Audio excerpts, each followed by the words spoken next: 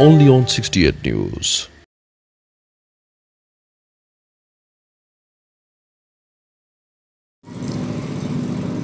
ہاں جی بالکل، میں اس وقت موجود ہوں صادق آباد کے نوائی علاقے احمد پور لمحہ میں، جہاں پر احمد پور لمحہ کا جو تاریخی قلعہ ہے وہ تباہی کے دہانے پر پہنچ چکا ہے۔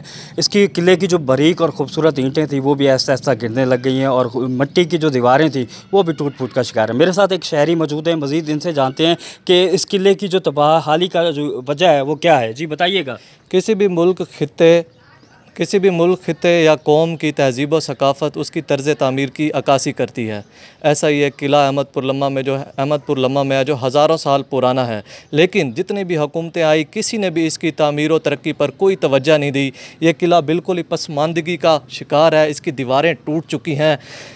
اس سے ہماری تاریخ کے مسخ ہونے کے خطرات ہیں، لہٰذا ہماری حکومت وقت سے پرزور اپیل ہے کہ وہ اس کی طرز و تعمیر پہ دوبارہ سے توجہ دے تاکہ ہماری آنے والی نسلیں اپنی تاریخ سے آگاہ ہو سکیں۔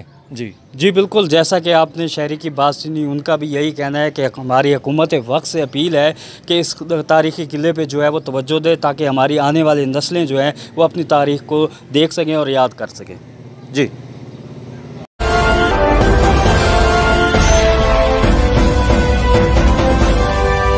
Only on 68 News.